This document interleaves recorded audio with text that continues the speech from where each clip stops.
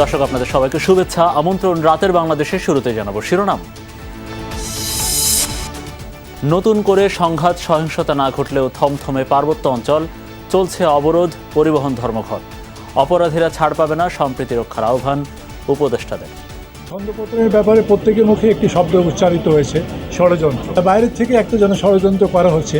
আইন শৃঙ্খলা কোনো অবস্থায় অবনতি হতে দেওয়া যাবে না। ভবিষ্যতে যদি তারা আবার চেষ্টা করে, তাদের যে হাত, এটা আমরা কিন্তু ভেঙে দেব। সময় না মেলায় যুক্তরাষ্ট্রে হচ্ছে না মোদি ইউনূস আলোচনা, বৈঠক করবেন উপদেষ্টা ও পররাষ্ট্রমন্ত্রী। পূজায় ভারতে যাচ্ছে ইলিশ।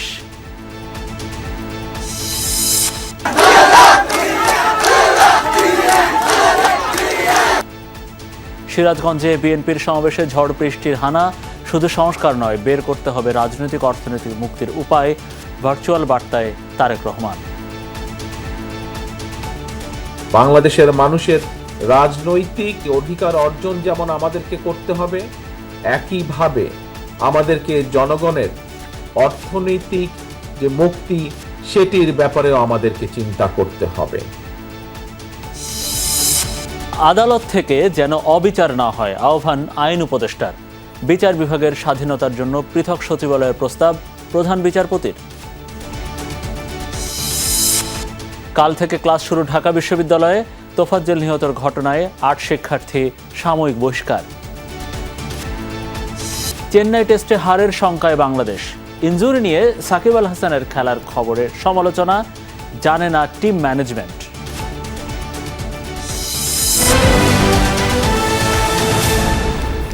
পাহাড়ে সংঘাতের ঘটনায় জড়িত কাউকে ছাড় দেওয়া হবে না, গঠন করা হবে উচ্চ পর্যায়ের তদন্ত কমিটি, জানিয়েছেন স্বরাষ্ট্র উপদেষ্টা অবসরপ্রাপ্ত lieutenant general Jahangir Alam Chowdhury.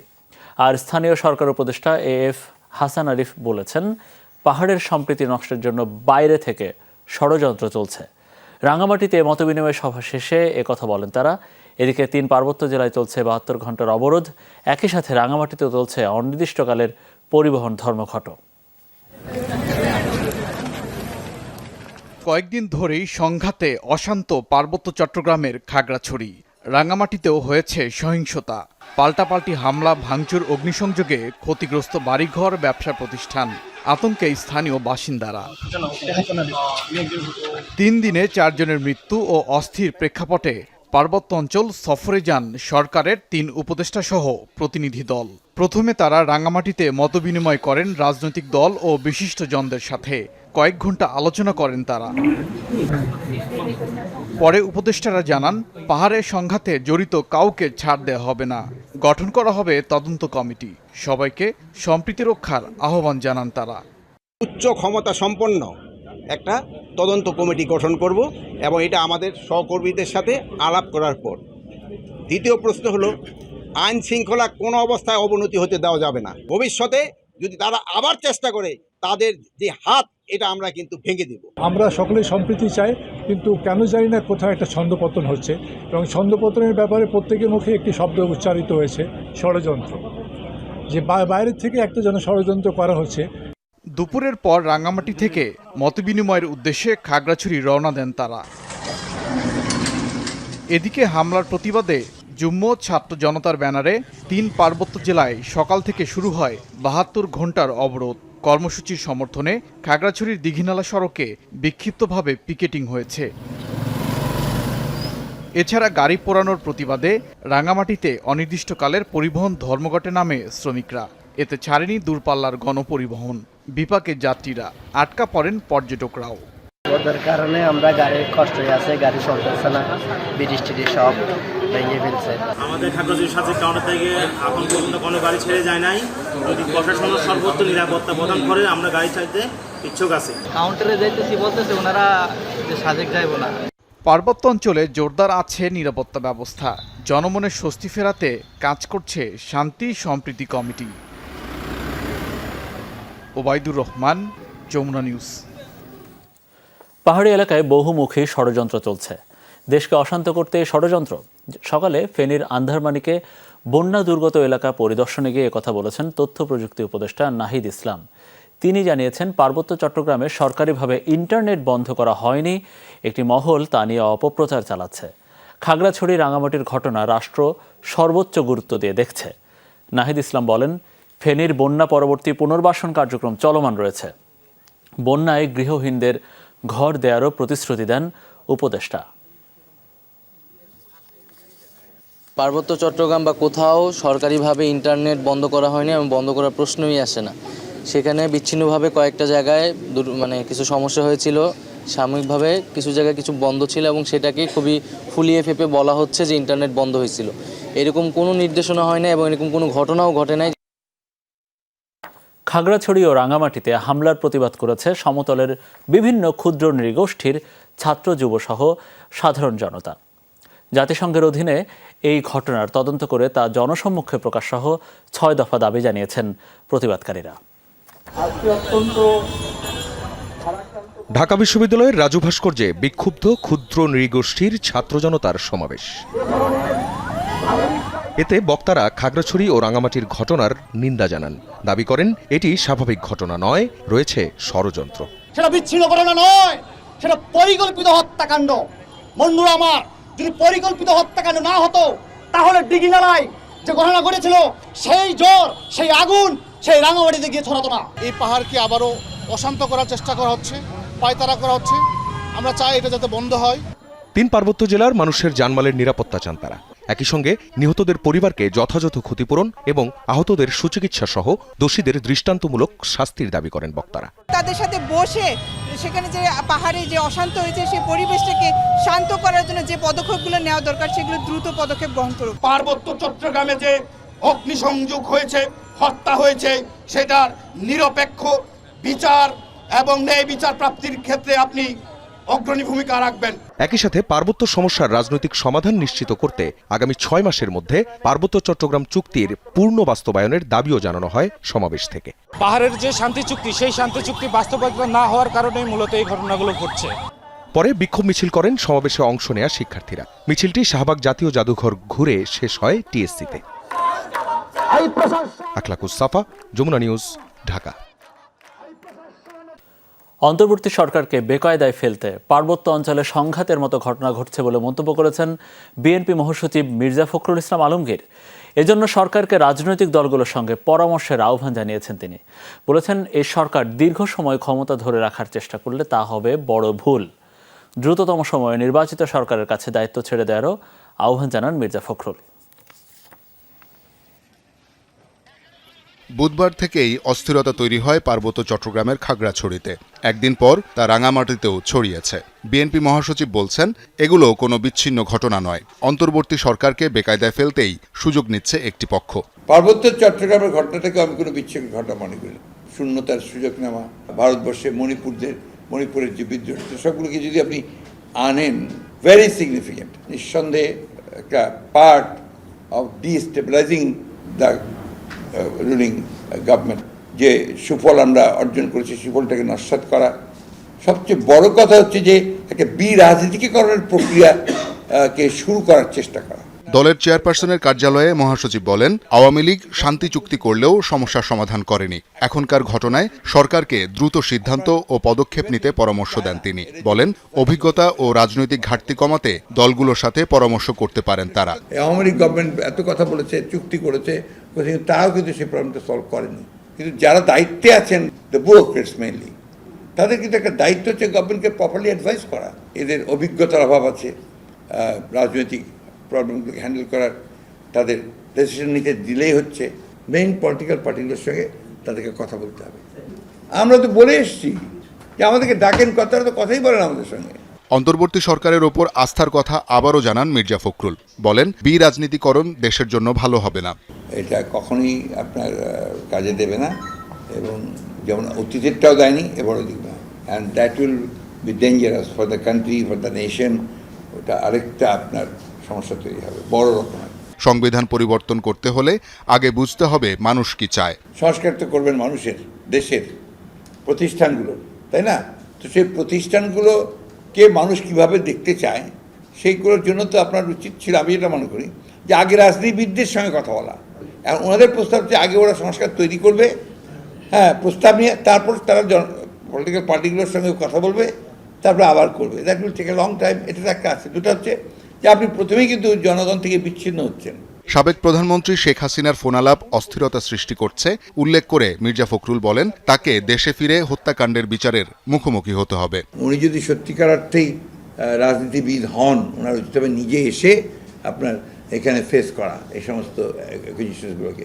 BNP chairperson Khaleda Zia এখনও বিদেশে চিকিৎসা নিতে যাওয়ার মতো ফিট নন বলে জানান বিএনপি মহাসচিব। কেউ বুদ্ধিমান হয় এই ধরনের গভর্নমেন্টকে দ্রুত নির্বাচিত সরকারের হাতে ক্ষমতা তুলে দেওয়া হচ্ছে সবচেয়ে বুদ্ধিমানের কাজ। Thank you. Shawkat Manzur Shanto, Jamuna news, Dhaka.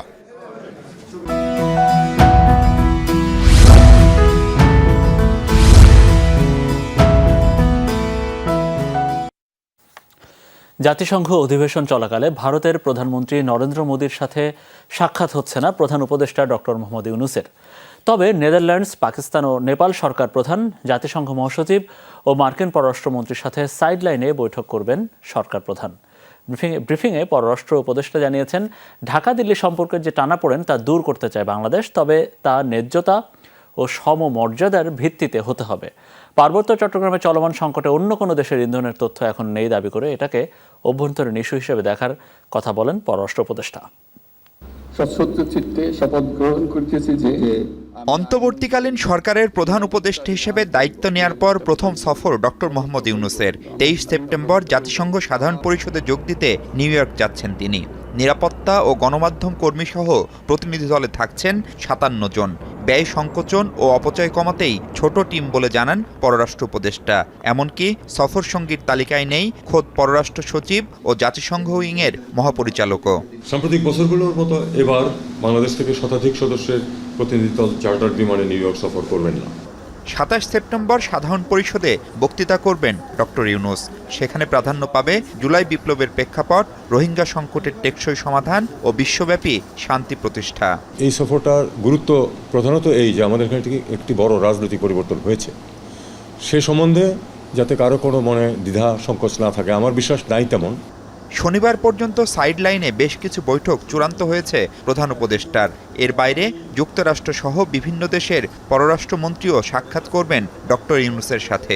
নেদারল্যান্ডসের প্রধানমন্ত্রীর সাথে সাক্ষাৎ হবে, পাকিস্তানের প্রধানমন্ত্রীর সাথে সাক্ষাৎ হবে, নেপালের প্রধানমন্ত্রীর সাথে, ইউরোপিয়ান কমিশনের প্রেসিডেন্ট, যুক্তরাষ্ট্রের পররাষ্ট্রমন্ত্রী, জাতিসংঘ মহাসচিব, মানবাধিকার সম্পর্কিত হাইকমিশনার জাতিসংঘের, বিশ্বব্যাংক গ্রুপের প্রেসিডেন্ট, USAID প্রশাসক, এদের সাথে চিফ অ্যাডভাইজারের দেখা হওয়াটা কনফার্ম হয়েছে। তবে একই সময়ে নিউ ইয়র্কে অবস্থান না করাই ভারতের প্রধানমন্ত্রীর সাথে সাক্ষাৎ হচ্ছে না প্রধান উপদেষ্টার। এর সাথে সম্পর্কের টানাপোড়েন বা দায়িত্বশীলদের কথাবার্তার সম্পর্ক নেই দাবি করে দেশটির পররাষ্ট্রমন্ত্রীর সাথে নিজের বৈঠকের কথা জানান তৌহিদ হোসেন। প্রতিবেশী যেহেতু পরিবর্তন হয় না, কাজেই কথা কারো পছন্দ হোক বা না হোক, এটা আমার মনে হয় এতটা গুরুত্ব দিয়ে বিবেচনা না করা উচিত। আর এই কারণে দেখা হচ্ছে না বা উনি দেখা করবেন না, আমার তা মনে হয় না। ওনাদের দুজনের উপস্থিতি নিউ ইয়র্কে একসাথে হচ্ছে না, কারণ জনাব মোদি একটু আগে চলে আসছেন আর আমাদের চিফ অ্যাডভাইজার একটু দেরিতে যাচ্ছেন। ভারতের সাথে সম্পর্কের ক্ষেত্রে একটু টানাপোড়েন চলছে, এটা কিন্তু স্বীকার করতে হবে প্রথমেই, কারণ সমস্যার সমাধান করতে হলে তো সমস্যার অস্তিত্ব অস্বীকার করলে চলবে না। আমরা অবশ্যই চেষ্টা করবো সেই টানাপোড়েন যাতে আমরা পেছনে ফেলতে পারি এবং একটি সম্পর্ক ওয়ার্কিং রিলেশন সৃষ্টি হয়। কিন্তু আমরা যেটা সবসময় বলে আসছি এবং সেটা হলো যে এটাকে অবশ্যই হতে হবে সার্বভৌম সমতার ভিত্তিতে এবং পারস্পরিক শ্রদ্ধাবোধের ভিত্তিতে। ব্রিফিংয়ে পার্বত্য এলাকায় চলমান সংকটের পেছনে অন্য কোনো দেশের ইন্ধন আছে কিনা সেই প্রশ্নেরও জবাব দেন উপদেষ্টা। কোনো ইন্ধন আছে কিনা সেটা তো আমি জানি না। আমরা এটাকে আমাদের অভ্যন্তরীণ একটা সমস্যা হিসেবেই দেখছি এবং সেটা সমাধানের চেষ্টা করছি। আশা করি যে সাফল্য অর্জন করব, কারণ আমাদের মানুষ যারাই এখানে আহত নিহত হচ্ছেন আমাদের মানুষ। ফিলিস্তিনিদের অধিকারের পক্ষে বাংলাদেশের অবস্থান আগের মতোই বলে জানান তৌহিদ হোসেন। সংক্ষিপ্ত সফর শেষে 27 সেপ্টেম্বর ঢাকায় ফিরবেন প্রধান উপদেষ্টা। মাহফুজ মিশু, যমুনা নিউজ, ঢাকা। দুর্গাপূজা উপলক্ষে ভারতে 3000 টন ইলিশ রপ্তানির অনুমোদন দিয়েছে বাংলাদেশ সরকার। আজ বাণিজ্য মন্ত্রণালয় ইলিশ রপ্তানির অনুমতি দিয়ে একটি প্রজ্ঞাপন জারি করেছে। এতে বলা হয়, বিভিন্ন রপ্তানিকারকদের আবেদনের প্রেক্ষিতে শর্ত সাপেক্ষে ইলিশ রপ্তানির অনুমোদন দেওয়া হয়েছে। এর আগে দুর্গাপূজাকে সামনে রেখে ইলিশ মাছ চেয়ে বাংলাদেশ সরকারকে চিঠি দিয়েছিল ভারতের ফিশ ইম্পোর্টার্স অ্যাসোসিয়েশন। গত 9 সেপ্টেম্বর অন্তর্বর্তী সরকারের পররাষ্ট্র উপদেষ্টা বরাবর এই চিঠি পাঠানো হয়। তথ্য অনুযায়ী 2022-23 অর্থ বছরে 1300 টনের বেশি ইলিশ রপ্তানি করেছে বাংলাদেশ।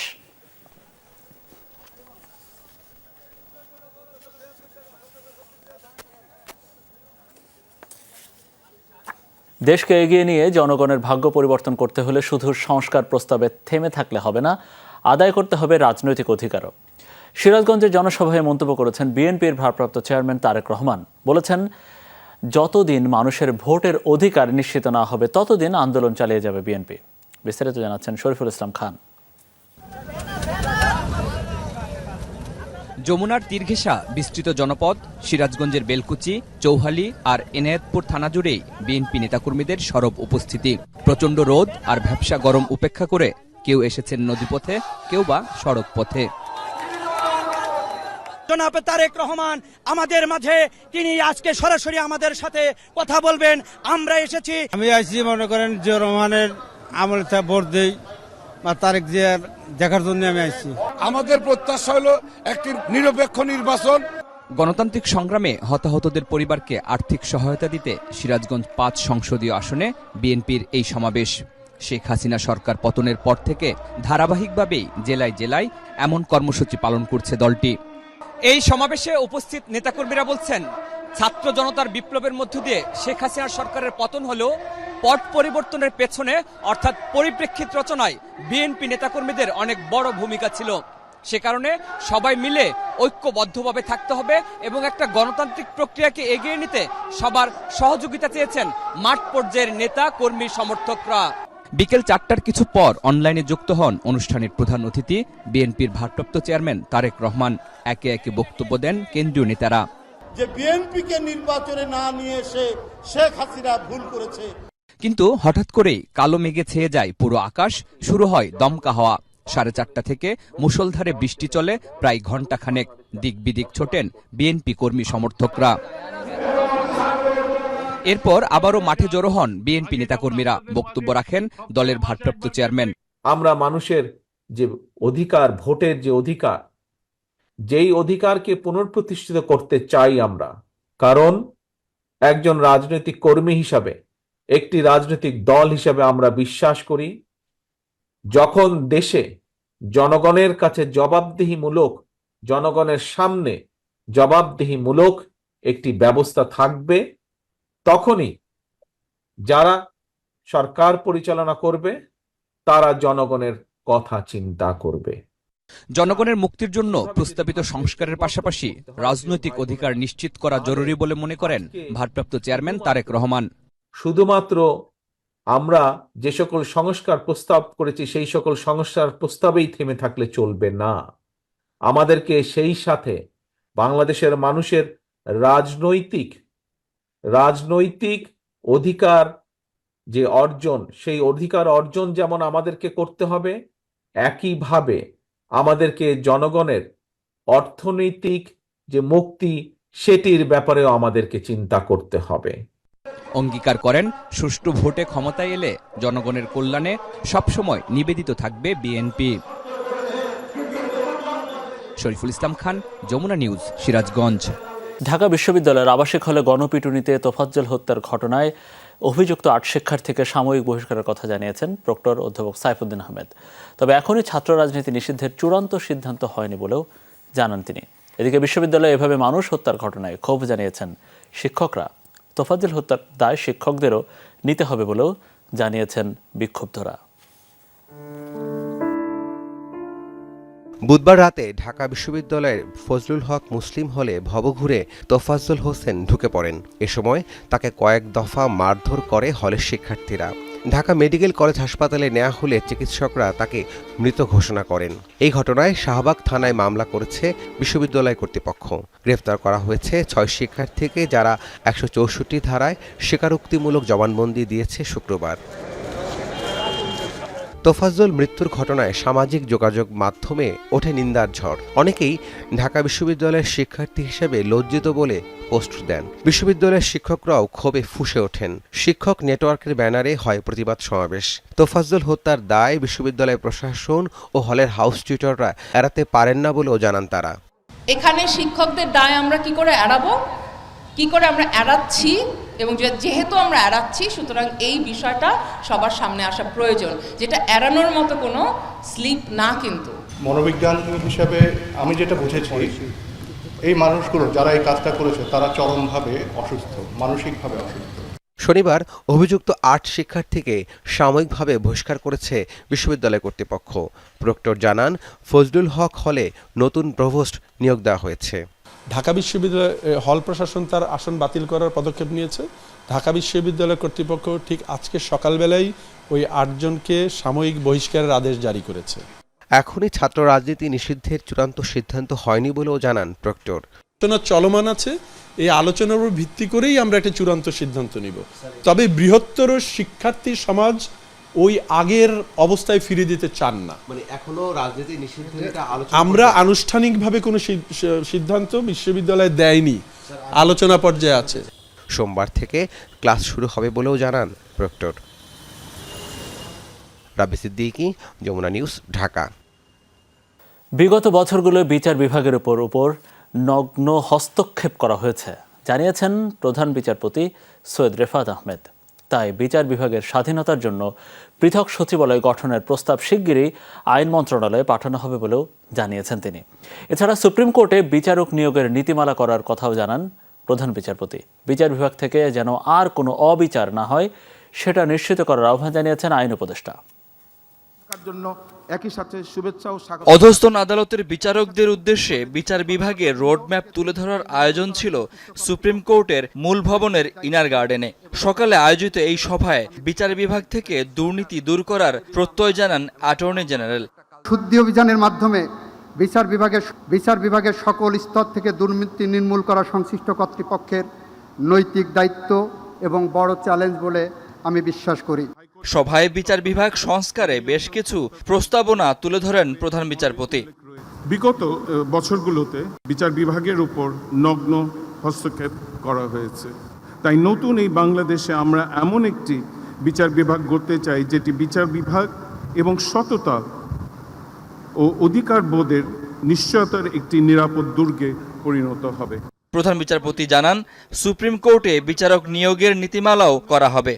বর্তমানে বিচারকগণের পদায়ন ও পদোন্নতির ক্ষেত্রে কোনো ঘোষিত নীতিমালা নেই।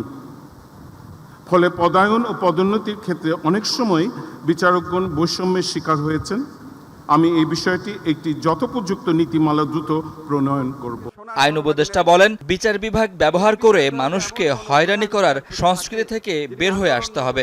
ফ্যাসিস্ট সরকার গায়েবী মামলা এবং ঢালাও মামলার একটা কালচার শুরু করেছিল। আমরা সেটা থেকে বের হতে চাই, মানুষকে যতটা পারা যায় হয়রানি থেকে মুক্তি দেন। সভায় সারা দেশের প্রায় ২,০০০ বিচারক অংশ নেন। বিচার বিভাগের অভিভাবক হিসাবে শাকিল হাসান, যমুনা নিউজ, ঢাকা।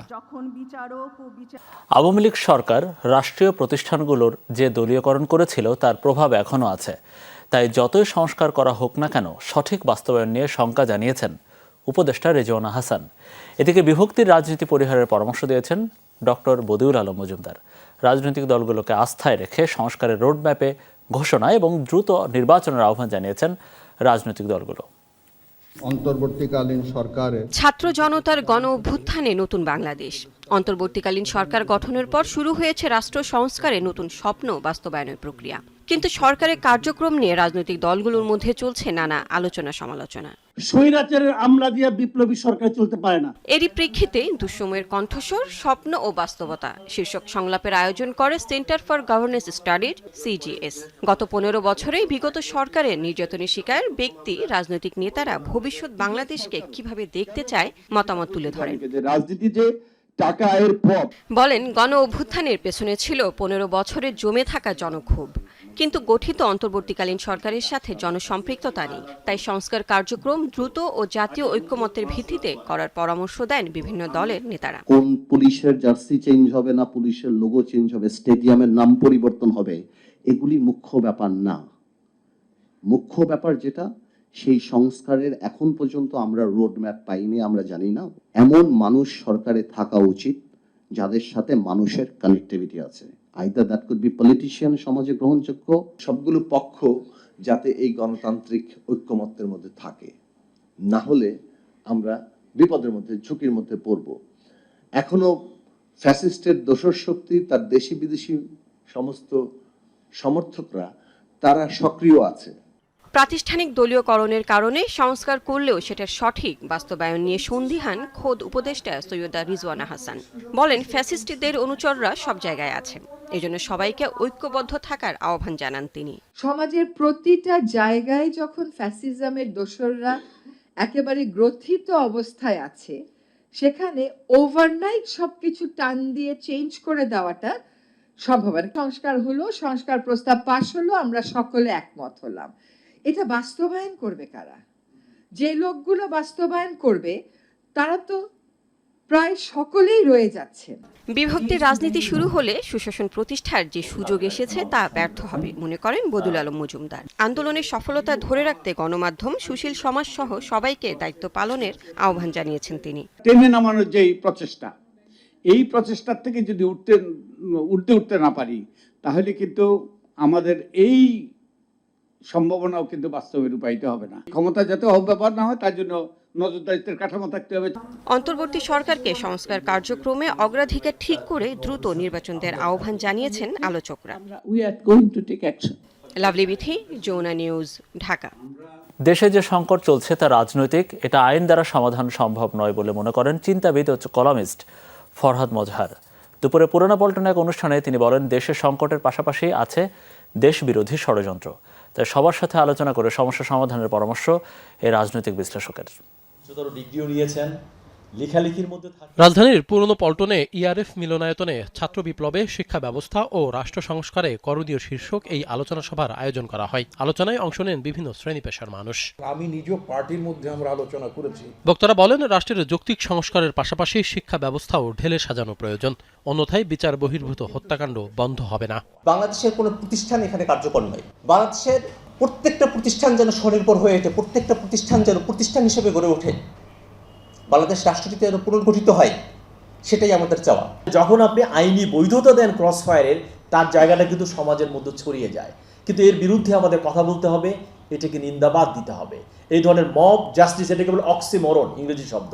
মব কোনোদিন জাস্টিস হতে পারে না। সংস্কার রাষ্ট্রকে এগিয়ে নিয়ে যাওয়ার দায়িত্ব হচ্ছে পলিটিক্যাল পার্টি, জনগণের প্রতিনিধি, তারা ভাববেন। সুতরাং এটা কোনো চাপিয়ে দেওয়ার সংস্কারও যেমন চলবে না, যে সব স্টেক হোল্ডারদের সাথে কথা বলতে হবে, সবাই মিলেই আপনার সংস্কারের কাজগুলো করতে হবে। অনুষ্ঠানে প্রধান অতিথি হিসেবে বক্তব্য রাখেন রাষ্ট্রচিন্তক ও কবি ফরহাদ মজহার। বলেন, আওয়ামী সরকারের নির্বাচনের নীতি অনুযায়ী আবারও যদি কেউ ফ্যাসিবাদ কায়েম করতে চায়, তাহলে তরুণ প্রজন্ম মেনে নেবে না। আমি তাদের কাছে বিনয়ের সঙ্গে বলেছি, আপনাদের এই নীতি, যে নির্বাচনের নীতি, যে নীতিটা হচ্ছে যে এই ফ্যাসিস্ট সিস্টেমকে রেখে এখানে ওখানে দু একটা সংস্কার করে আপনারা আবারও আওয়ামী লীগের মধ্যে ক্ষমতায় আসতে যাচ্ছেন, এটা কিন্তু তরুণরা গ্রহণ করবে না। দেশের বর্তমান পরিস্থিতিকে রাজনৈতিক সংকট উল্লেখ করে আলোচনার মাধ্যমে সমস্যা সমাধানের পরামর্শ দেন ফরহাদ মজহার। পার্বত্য অঞ্চলে পাহাড় নিয়েও ষড়যন্ত্র চলছে বলেও মন্তব্য করেন তিনি। শুধুমাত্র এই ছোট্ট মিলিটারি সংঘাত আকারে দেখবেন না, এটা বন্দর নগরী। আপনি ফেনী নদীর দিক থেকে ছোট্ট কিন্তু জায়গা, আপনি কিন্তু পুরো জায়গাটা কিন্তু বিচ্ছিন্ন করা খুব সহজ, এবং ভারত কিন্তু এগুলোতে নানাভাবে কিন্তু ইঙ্গিত দিচ্ছে আমাদের। তাহলে আমরা তো বুঝতেই পারছি যে এর মধ্যে বাইরের উস্কানি আছে, কিন্তু বাইরের উস্কানিটাকে আমরা কি করছি, আমরা আরও ইন্টেন্সিফাই করছি, আমরা এটাকে আগুনের মধ্যে আরও তেল দিচ্ছি, আগুনের মধ্যে আমরা জ্বালানি দিচ্ছি। এটা সামরিক সমস্যা না, এটা রাজনৈতিক সমস্যা। রাজনৈতিক দলগুলো মানুষের অভিপ্রায় বুঝতে না পারলে তরুণদের নতুন দল গঠনের প্রয়োজন আছে বলেও অভিমত এই দার্শনিকের। তরুণদের অধিকার আছে নতুন রাজনৈতিক দল করবার। আশিক মাহমুদ, যমুনা নিউজ, ঢাকা। রাজধানীর ওয়ারিতে জোড়া খুনের ঘটনায় 3 জনকে গ্রেফতার করেছে পুলিশ। গতকাল সাভার থেকে তাদের দেশীয় অস্ত্রসহ গ্রেফতার করা হয়। পুলিশ জানায়, ফ্ল্যাট ক্রয় নিয়ে বিরোধের জের ধরে এই হত্যাকাণ্ড। স্বপ্নের আবাসের জন্য জমির মালিককে 14 লাখ টাকা দেয় দুই ভাই। এরপর দিন, মাস, বছর পেরিয়ে 1 দশকের অপেক্ষা। তারপরও ফ্ল্যাট বুঝে না পেয়ে জমির মালিকের সঙ্গে তর্কে জড়িয়ে প্রাণ হারান আপন দুই ভাই। ঘটনার পরদিন রাজধানীর ওয়ারিতে মামলা হলে তদন্তে নামে পুলিশ। এরই ধারাবাহিকতায় শুক্রবার জমির মালিক সহ তার 2 সহযোগীকে গ্রেফতার করা হয়। আমরা প্রথম থেকে এই ঘটনার পেছনে আমরা সবাই পরিশ্রম করছিলাম। প্রাথমিক জিজ্ঞাসাবাদে আসামিরা হত্যায় জড়িত থাকার কথা স্বীকার করে। তাদের দেখানো স্থান থেকেই উদ্ধার করা হয় হত্যায় ব্যবহৃত দেশীয় অস্ত্র। সরল মনে ল্যান্ড ওনারের কাছে এই দাবিটি করলে ল্যান্ড ওনার ক্ষিপ্ত হয়ে অসৎ উদ্দেশ্যে এক পর্যায়ে তার দলবল নিয়ে তার উপর ঝাঁপিয়ে পড়ে তাদের 2 ভাইয়ের উপরে এবং তাদেরকে চাইনিজ কুড়াল, ছুরি এবং ব্যাটন দিয়ে তীব্রভাবে আঘাত করে, ফলে তাদের মৃত্যু হয়। চুক্তি করেও রিয়েল এস্টেট কোম্পানি ফ্ল্যাট বুঝিয়ে না দেয়া এবং সেখানে জমির মালিকের যোগসূত্র থাকায় তাদের বিরুদ্ধেও প্রতারণা মামলা হচ্ছে বলে জানিয়েছে পুলিশ। এই ঘটনার সাথে যারা আরও সন্দিগ্ধ আসামি আছে আমরা তাদেরকে ধরার চেষ্টা করছি। রাব্বি সিদ্দিকী, যমুনা নিউজ, ঢাকা। কারিগরি ত্রুটি সারিয়ে ব্রাহ্মণবাড়িয়ায় আটকে যাওয়া চট্টলা এক্সপ্রেস ট্রেনটি প্রায় আধা ঘন্টা পর ছেড়ে গেছে। লোকোমাস্টার আবু তাহের জানিয়েছেন, ঢাকা থেকে ছেড়ে যাওয়া চট্টগ্রামগামী চট্টলা এক্সপ্রেস ট্রেনটি সদর উপজেলার টিএ রোড রেলগেটে আটকে যায়। বিকাল 6:45 থেকে 6:15 পর্যন্ত প্রায় 30 মিনিট রেলগেটের উপর দাঁড়িয়ে থাকে বগিগুলো। এতে শহরের ওই সড়কে বন্ধ থাকে যান চলাচল। উভয় পাশে দেখা দেয় তীব্র যানজট। হর্স পাইপ ছুটে রেল লাইনের ফাঁকে আটকে যাওয়ায় ট্রেনটি দুর্ঘটনার কবলে পড়ে বলে জানান লোকোমাস্টার। রাজুক উত্তরা মডেল কলেজে বিতর্ক উৎসব অনুষ্ঠিত হয়েছে। এই বিতর্ক উৎসবে মিডিয়া পার্টনার হিসেবে ছিল যমুনা টেলিভিশন। বিতর্ক উৎসবে বক্তারা বলেন, সামাজিক যোগাযোগ মাধ্যমে স্বল্পস্থায়ী ও দীর্ঘস্থায়ী ক্ষতি বেশি হয়েছে। ব্যক্তিগত রাগ ক্রোধের ঊর্ধ্বে প্রাতিষ্ঠানিক সম্মানকে অধিক প্রাধান্য দিতে হবে বলে জানান বক্তারা। সন্তানের অপরাধের জন্য পিতামাতাও অনেকাংশে দায়ী বলে জানান তারা। পাঠ্যপুস্তক নির্ভর শিক্ষা ব্যবস্থার চেয়ে কারিগরি শিক্ষা ব্যবস্থাকে অধিক প্রাধান্য দেওয়ার কথা বলেন বিতার্কিকরা। আমরা সবাই রাজা শীর্ষক 7 দিনব্যাপী চতুর্থ শিশু কিশোর চিত্র প্রদর্শনী শুরু হয়েছে। ঢাকা বিশ্ববিদ্যালয়ে চারুকলা অনুষদের জয়নুল গ্যালারি 1-এ এই প্রদর্শনী শুরু হয়। বিকেলে আনুষ্ঠানিক ওই উদ্বোধন হয় চিত্র প্রদর্শনীর। এতে কাশফুল আর্ট স্কুলের 76 শিশু কিশোর চিত্রশিল্পী চিত্রকর্মে স্থান পায়। অনুষ্ঠানের প্রধান অতিথি ছিলেন চিত্রশিল্পী মোস্তফা জামান। কাশফুল আর্ট স্কুলের আয়োজনে 21 সেপ্টেম্বর থেকে 27 সেপ্টেম্বর পর্যন্ত চলবে এই প্রদর্শনী।